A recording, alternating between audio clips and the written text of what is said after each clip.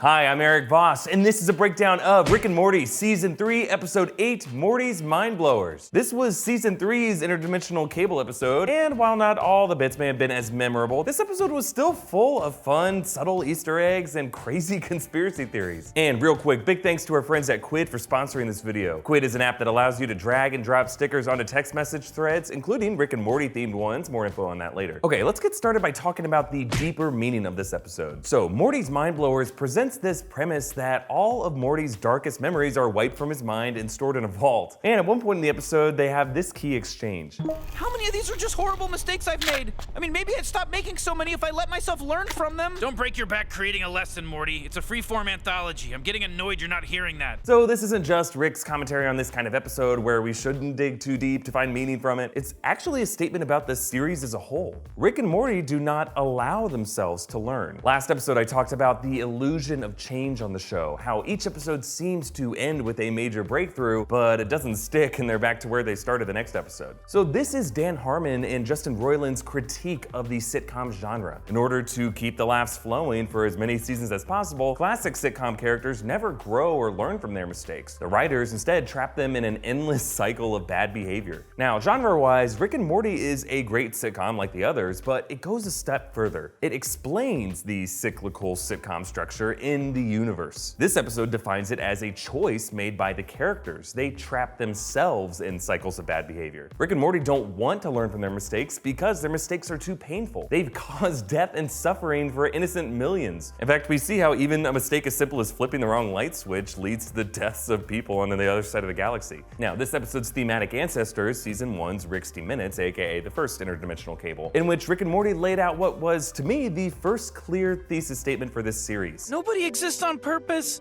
Nobody belongs anywhere. Everybody's gonna die. Come watch TV. And this episode reinforces that idea by ending the episode the same way, watching interdimensional cable. For Rick and Morty, TV is meant as an escape from real pain, but in true Rick and Morty style, there has to be a logical reason for that escape to be possible. And in Morty's Mind Blowers, we learn that core life-changing memories being blown from the mind isn't merely a plot hole trope of the sitcom genre, it's the life Rick and Morty choose. Now, before the opening credits, Rick breaks the fourth wall by calling out what this episode is. And we'll be doing this instead of interdimensional cable. But later in the episode, he says this. More like a clip show made of clips you never saw. This is actually a reference to Dan Harmon's previous sitcom, Community. The Season 2 episode, Paradigms of Human Memory, was a clip show featuring clips to episodes that we had never seen before on the show. Let's break down all of this episode's cultural references and influences in our segment, Under the Influence. So, Rick's vault has differently colored memories based on who wanted the memory erased. Blue for Morty, red for Rick, and purple for the rest of the family. In the background, there's also yellow and green vials that we never got to see. Yeah, you may have caught that these are the same 5 memory colors for the Pixar film Inside Out. And it might be a stretch, but it's kind of like the 5 associated emotions kind of match up here. Remember, blue were for sad memories, and here they show up every time Morty is depressed about something that he did. Red were for angry memories, and here they show memories when Rick was really pissed off about something. Purple were for the fearful memories, and maybe in this case they were for Beth and Summer's fear that Morty will know Beth loves Summer more than him. And if that holds true for the rest, maybe yellow memories are for ones that were too joyful for Morty, like ones associated with Jessica, and green could be the ones that were too disgusting, associated maybe with like toxic Morty. Now, actually, the opening scene contains a few influences as well. The design of this whole temple is based on M.C. Escher's famous print Relativity. You might also remember that design from the movie Labyrinth. And yeah, the guy chasing them looks a lot like David Bowie's character from that movie. But I would say his design seems more influenced by Neil Gaiman's Sandman from the DC comics. Now, Morty has stolen the Tortoise of Truth, which could be a reference to the deity figure Maturin the Turtle from Stephen King's novels, the Dark Tower series, and It. This tortoise gives Morty infinite knowledge, just like how Maturin gives characters divine insight. And notice how the tortoise says something to Morty here. It's in my head. Now, if this sounded like reverse audio to you, yeah, rude. So let's actually see what this says backwards. I'm a beetle, Paul is dead. I love this. That was Justin Roiland's voice saying, I'm a beetle, Paul is dead, which is a reference to the famous Beatles' Paul is dead conspiracy theory based on John Lennon mumbling some gibberish throughout the White Album. At the end of the song, I'm So Tired, you can hear some things being said. When you play the audio backwards, to some people it sounded like, Paul is dead, man, miss him, miss him, miss him.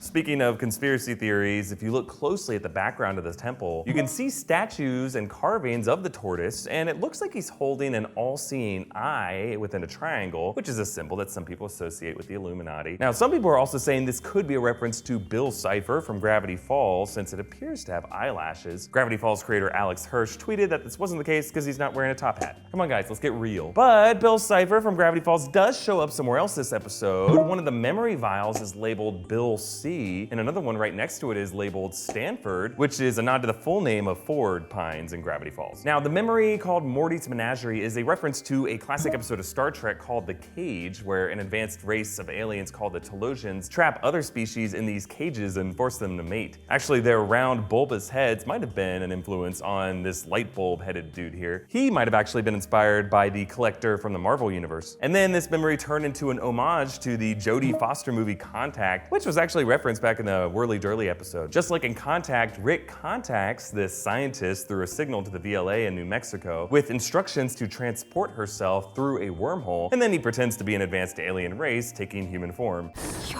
We possess forms your mind can accept. We thought this might make things easier for you. And then this shot of the two scientists holding hands as they look out the window at their doom. This is the exact same framing of David Fincher's closing shot of the movie Fight Club. Next up, this Floopian memory ends with him getting hit by a car and his soul being dragged down to his version of hell, which is a reference to the movie Ghost.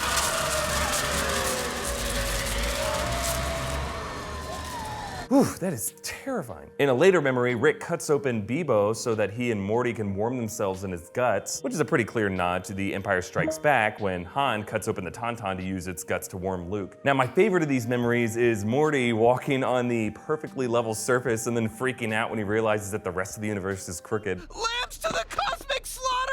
Now that phrase, lambs to the slaughter, is an old biblical and literary term meaning helpless innocents unaware of the horror of their reality. Roald Dahl actually wrote a horror novel with that as the title. Now in Squirrel's memory, which I also really loved, there's a few influences here. Tell Daphne to run a 199 on a possible Doolittle. Now that is a reference to Dr. Dolittle, a movie about a scientist who can understand animals. Morty also briefly whistles the theme of the movie The Bridge on the River Kwai.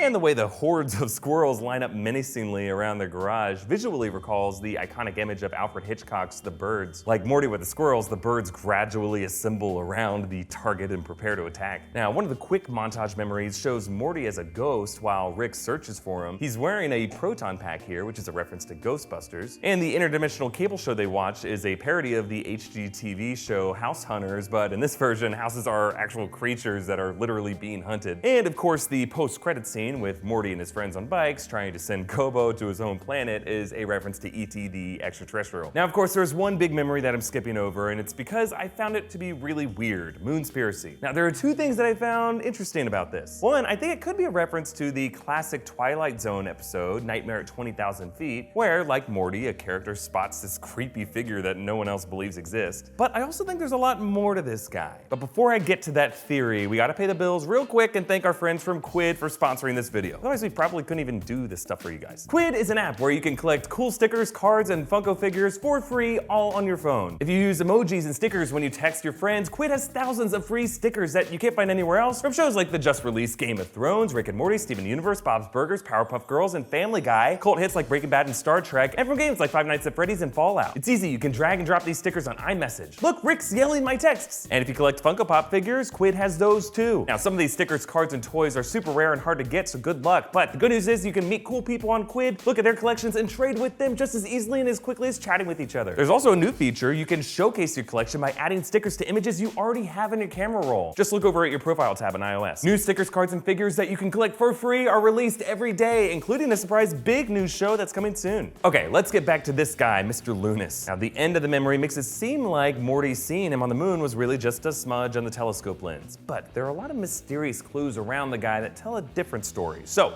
let's activate theory time. Okay, so first, obvious clue. Notice how his name is Mr. Lunas. It's a modified form of the word lunar, as in related to the moon. But then, a little less obvious, notice when Morty initially sees him, Mr. Lunas has a shadow on the moon. Now, if he was just a smudge, he wouldn't have a shadow here, right? Now, you could say this shadow is just Morty's mind playing tricks on him, sure. But look at Lunas's license plate, SATF1V3. Now, I'm thinking that could be a reference to the Saturn V. Those are the rockets that took the NASA astronauts to the moon. And then finally, Mr. Lunas's house number is 237. Now, 237 is a meaningful number. It's a reference to The Shining. Room 237 is the name of the room in the Overlook Hotel that Danny is warned to never go into. It's where Jack encounters the ghost of the nude woman. Room 237 is also the name of a documentary about The Shining, where a bunch of film theorists share their nutty interpretations of the film, including one that claims The Shining contains subliminal messages from Stanley Kubrick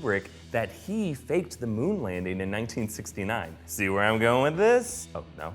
Okay, I think what Morty perceived was real, and I think it was evidence of a conspiracy that in the 60s, Rick helped NASA fake the moon landing, using his friend Lunas, who's some kind of being that doesn't breathe oxygen.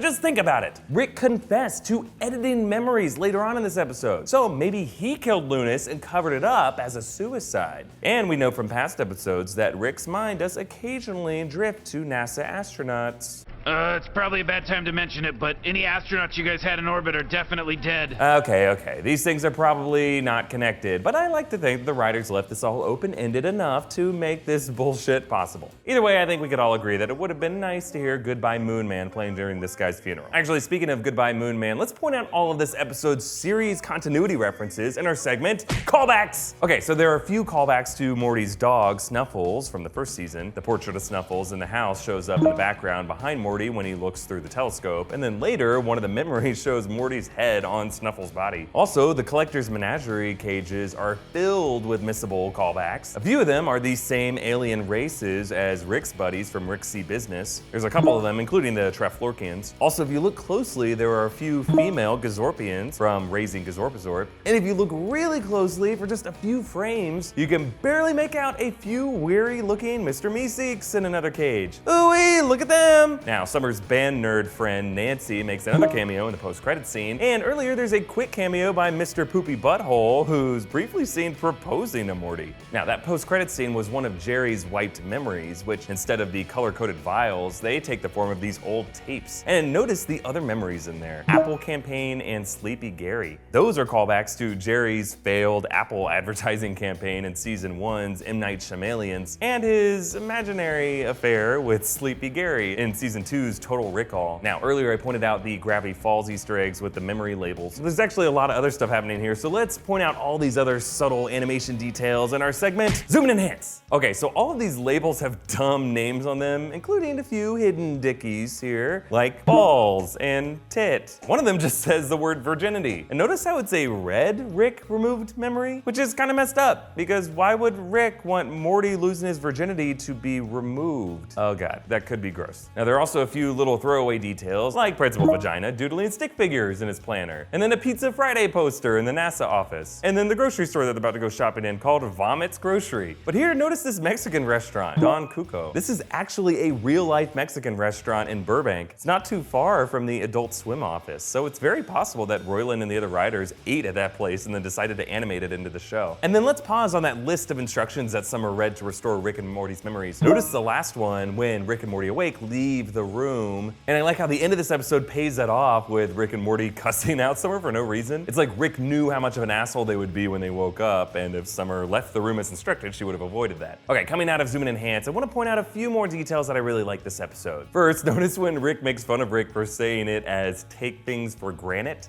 It's granted with a D. Take things for granted. Did you actually think it was? Jesus Christ, Rick. What are you, a boulder rock person? This is actually kind of a callback to the first time rock people came up this episode. Just our luck, menageried beneath the boulder people of Granador 7. There was also the closing line of the episode. No wonder you're constantly fighting with each other and behind schedule. What? Nothing. This is kind of a meta joke about that rumor that the reason Rick and Morty Season 3 was delayed was that Harmon and Roiland were fighting, which wasn't true. And then there was this interesting moment at the end of the squirrel story. You fucked with squirrels, Morty. We got a good 5 minutes before they're backing up on our ass, Morty. We have to pack up and move to a new reality, Morty. You know, I said we can only do that a couple of times. Huh, so this is interesting. Up until now, we assume that Rick and Morty only swapped into a new reality one time after Cronenberging their home C-137 dimension. But now it appears to have happened at least one other time. So this definitely supports the theory that I brought up in the last breakdown, that the visiting Rick and Morty from the Citadel just then realized where our Rick and Morty were after Rick killed the Council of Ricks. And even though in season 1, the Council still knew where Rick was after the swap in Rick Potion number 9, when they showed up in Close Encounters with Rick Kind, now that we know he swapped another time, that may mean that he's gone back into hiding since that encounter. Which of Morty's mind blowers was your favorite? Let me know in the comments below or by tweeting me at EAVoss, and subscribe to New Rockstars. And because we love you guys so much, and because you were nice enough to stick around to the end of the video, we're gonna do a giveaway. Rick and Morty Funko Pop vinyl figures. Follow us on Twitter and share this video on Twitter with the hashtag NewRickStars, and we'll pick a couple of you at random and send you guys a free Rick and Morty Funko Pop vinyl figure. So there you go, tweet away. Thank you so much for watching. Bye.